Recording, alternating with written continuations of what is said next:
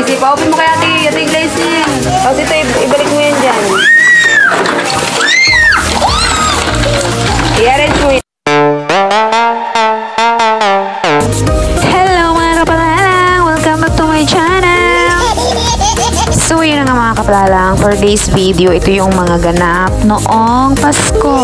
Bali nag-unbox yung mga kids dyan ng mga present nila galing sa mga ninong-ninang, tita, titos, or sa kahit sino na mga kakilala namin na nagbigay ng mga regalo para sa aking mga anak. Thank you so much! At hindi lang yan mga kapalalang, may nagbigay din ng cash. So yung cash mga kapalalang, nilagay ko siya sa alkansya kasi pinaglalaanan namin yon sa birthday ng aming bunso. Kinausap ko yung mga anak ko na yung naipon nilang pamasko galing sa mga ninong-ninang nila ay iipunin muna namin kasi gagamitin ko muna sa pagbe-birthday ng aking bunso. So ayun na nga mga kapalalang, yung ina-unbox ng mga anak ko ay galing yan kay Ate Lucy. So nagbigay siya ng regalo. Nabi ko na regalo na lang, wag ng cash kasi para matuwa naman yung mga bata. Kasi na-appreciate talaga ng mga bata kapag regalo kaysa sa pera.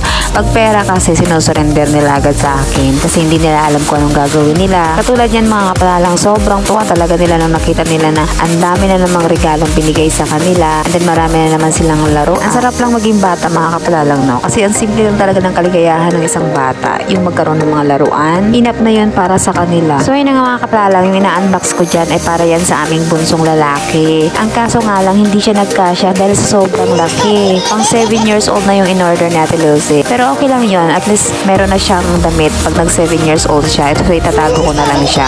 Actually sinuot na yan ng pangalawa kong anak. Nagkasya talaga sa kanya. 7 years old na siya. Ang sabi niya sa kanya na lang. Pero sabi ko itatago na lang kasi galing to kay Mama Lucy nyo. At saka wala namang bago pag nagbibigay si Mama Lucy nila ng mga damit. Talagang malaki magbigay. Parang advance na for next year or for next 2-5 years.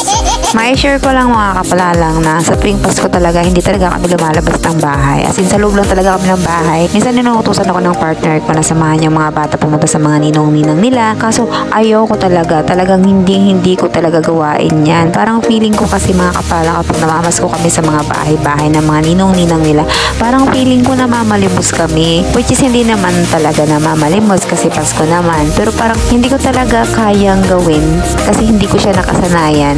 As in, ng bata ako, hindi ako namamas ko sa mga ninang-ninong ko kasi pinapagalitan kami ng papa ko na mamamas ko. Kasi ang sabi ng papa ko noon, antayin ko daw yung ninong ko pumunta sa bahay or nung ninang ko pumunta sa bahay at magabot ng pera. Huwag daw kami pumunta doon. Ewan ko. Kasi iba-iba naman tayo ng kinalakihang disiplina ng magulang. Pero yung kasi yung kinalakihan ko eh. Thankful pa rin naman ako mga kapalalang kahit papano may mga ninang-ninong pa rin namang nagbigay sa mga anak ko kahit hindi sila namamas ko doon sa mga bahay-bahay. Kaya sobrang thank you talaga doon sa mga ninang-ninong ng mga anak ko na nag-abot ng cash para sa mga anak ko na kahit hindi kami pumunta sa bahay nila ay nag-abot pa rin sila ng cash. Usually kasi mga kapalalang, karamihan sa mga naririnig ko, kapag gusto mong mamasko sa mga ninong-ninang ng mga anak mo, kailangan pumunta sa mga bahay-bahay nila. Kaya sobrang nahiya talaga ako nung may nag-abot ng cash para sa mga anak ko kasi hindi talaga ako sanay at hindi ko na-experience yan. Sa dami na ng anak ko, 4 na yung anak ko, hindi ko na-experience yan. At saka, ang laki nila magbigay.